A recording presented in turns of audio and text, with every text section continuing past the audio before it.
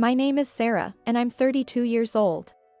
3 years ago, I divorced my ex-husband, Jason, due to his infidelity, but just recently, I got remarried. Thanks to my current husband, I'm enjoying life every day. However, being happy now sometimes brings back memories of the tough times. Jason used to act like he was the lord of the manor and treated me like a maid. Even though I was also tired from work, he dumped all the household chores on me. If even a single piece of trash was on the floor, he would yell at me, and he was never satisfied unless there were at least 5 dishes for a meal, leaving the food untouched if he felt I had cut corners in any way. I'll never forget the time he got mad at me for considering make-ahead meals as cutting corners. And then he would crunch on potato chips right after that.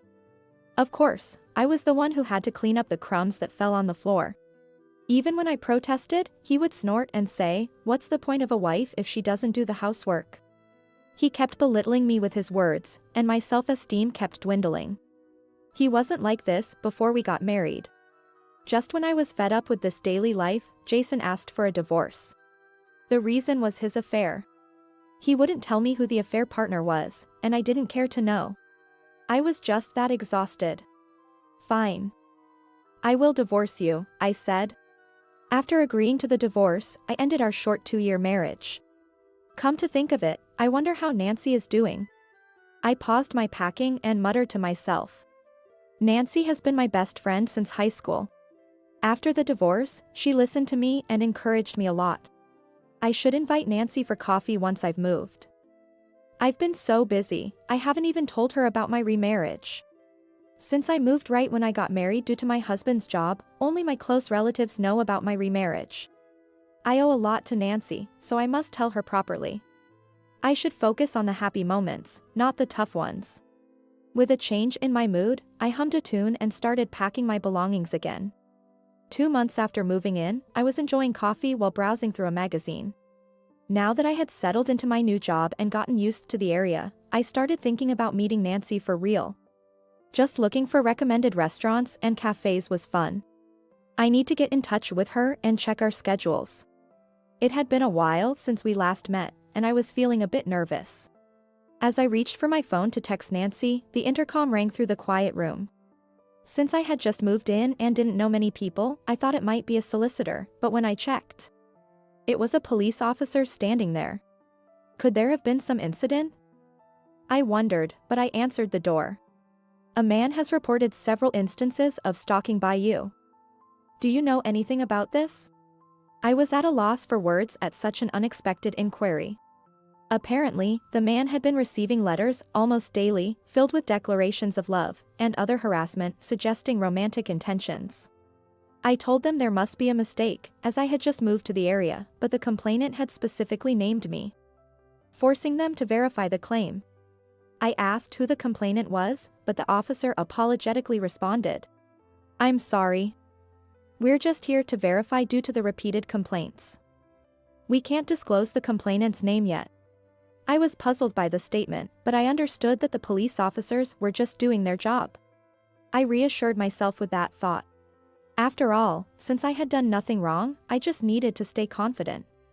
In the end, they were convinced that I had just moved in and said, "If we find out anything, we'll come back to report to you." With those words, the police officer left. Afterwards, I dove onto my bed in the bedroom. I kicked my legs in the air and buried my face in the pillow, groaning. The eerie fact that someone had specifically named me brought an indescribable discomfort all over. Why? How come? It's scary, I pondered, and before I knew it, the day was starting to fade. I was thinking of contacting Nancy, but now I'm not in the mood for it anymore. Sighing deeply, I forced my heavy body up to clean the laundry. I was lost in thought about what had happened the day before. After the police left, I talked to my husband when he got home, and he reassured me that it must be some mistake. That helped me regain some energy, but as soon as my husband went to work and I was alone, the gloomy feelings crept back in. That's when it happened. There was a call on my phone from an unregistered number. I could have ignored it, but a bad feeling made me answer the call. "Sarah, long time no talk." I gasped at the familiar voice. It was my ex-husband, Jason. Hearing my silence, Jason sneered. "So, you still haven't admitted to stalking me?" I'm disappointed in the police.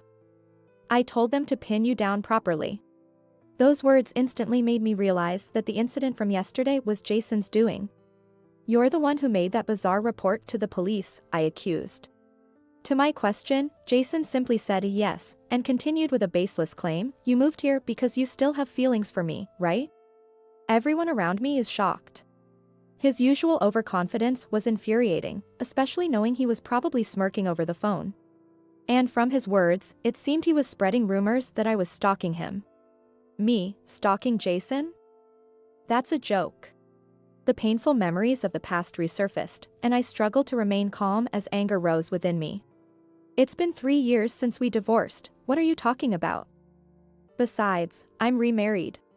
Jason just laughed, as if my firm statement was a lie. If the police can't handle this, we'll have to settle it directly, he said, proposing a meeting to discuss. The location was a diner. Fine. I have nothing to hide, after all. Angry, I decided to respond to the summons and headed to the diner.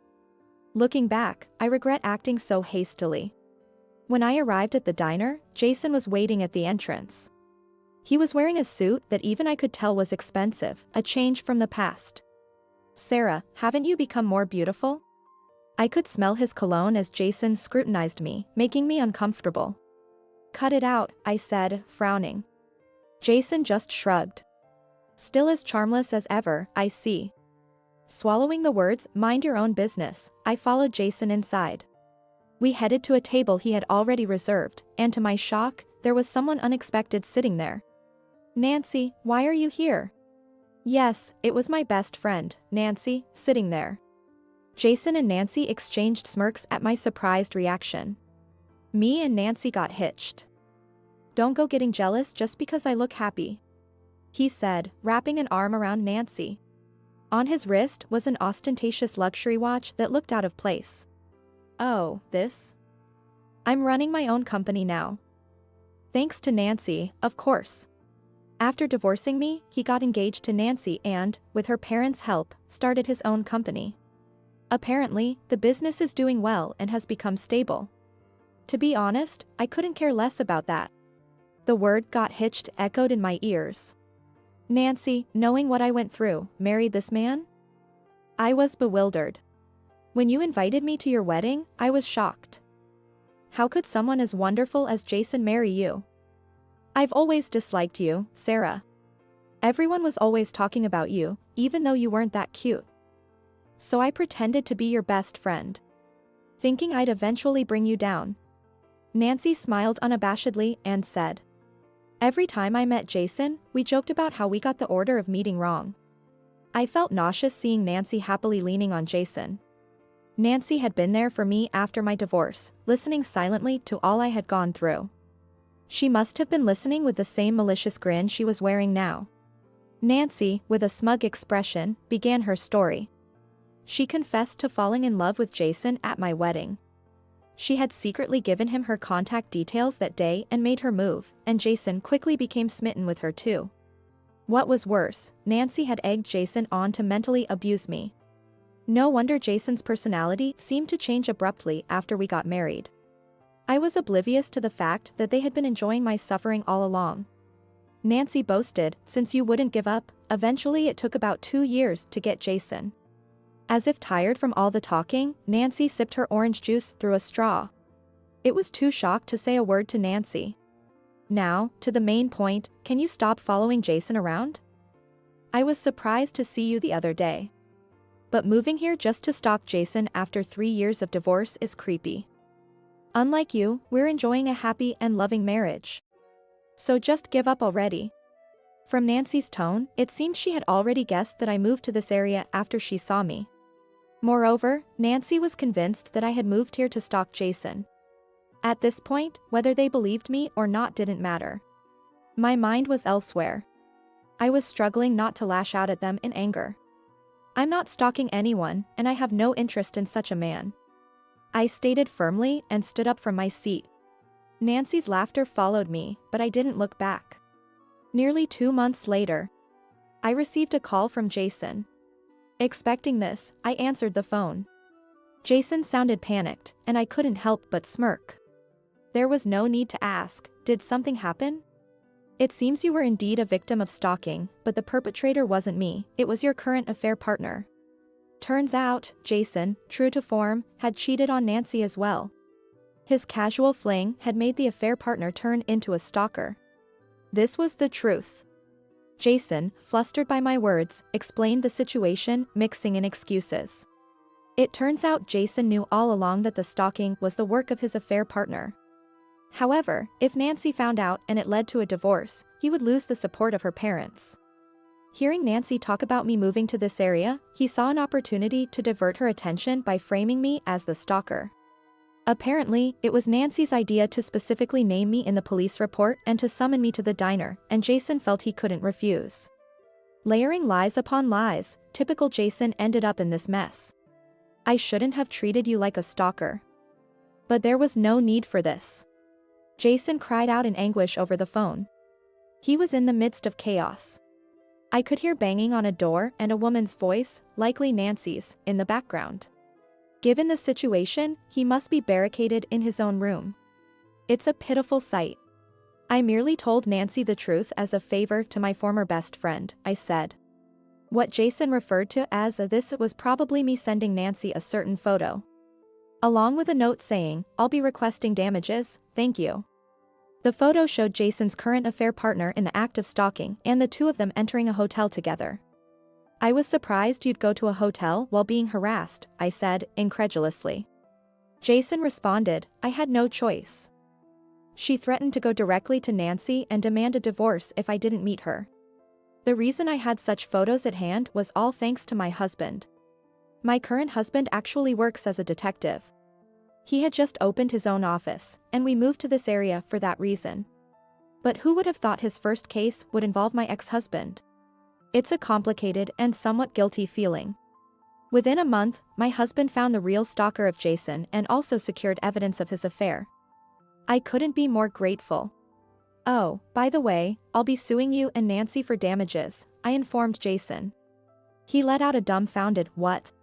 You knew who the perpetrator was, yet you falsely reported me to the police for stalking? And then you spread that rumor around, how malicious. I pointed out. No.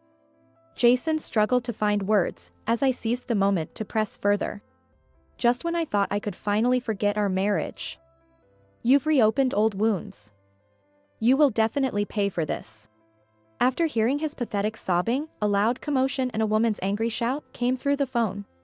It seemed Nancy had broken down the door to enter the room. I could faintly hear her accusing him of whispering to someone, and then the voice on the phone switched to Nancy's. It appeared she had snatched the phone from him. Who are you, some stalker woman? She demanded. No, it's Sarah, I corrected. Upon realizing he was talking to me, Nancy's tone didn't calm down as one might expect. Instead, she continued to rant emotionally. It seemed she was furious about the damages demanded by me. Why should I pay damages now of all times? She fumed. I relayed to Nancy exactly what the lawyer, recommended by my husband, had taught me. I was embarrassed so bad by the false rumor spread by Jason and Nancy. I've just informed Jason that I'll be suing you too for defamation, I added. Nancy was almost in tears. You money grubber. Don't take my happiness away, she cried. What goes around comes around, I replied coolly. She had targeted Jason out of jealousy and conspired against me. After the divorce, she pretended to be a good friend while secretly mocking me. I could never forgive them. I won't pay any damages, she declared defiantly.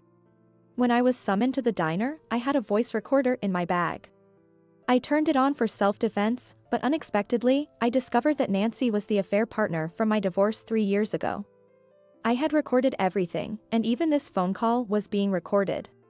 Regardless of what you say, you'll face the consequences of your actions, I stated firmly. If necessary, I would use these recordings as evidence to make Nancy and Jason pay. I included the lawyer's business card with the photos I sent you. Please communicate through him from now on. Without listening to Nancy's rebuttal, I hung up the phone.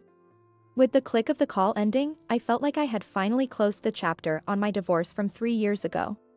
Thanks to the lawyer introduced by my husband, I managed to get nearly the desired amount of damages from Jason and Nancy.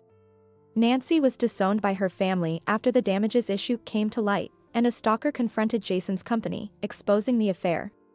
Consequently, Jason lost his social standing and the support of Nancy's parents. Even now, it seems Jason and Nancy are having a tough time dealing with the affair partner turned stalker. My husband consoled me, "You've had a rough start since we moved. I want to cherish this kind-hearted my husband who still offers me a gentle smile despite the trouble I caused him this time. I look forward to enjoying the peaceful times that have finally arrived, together with him."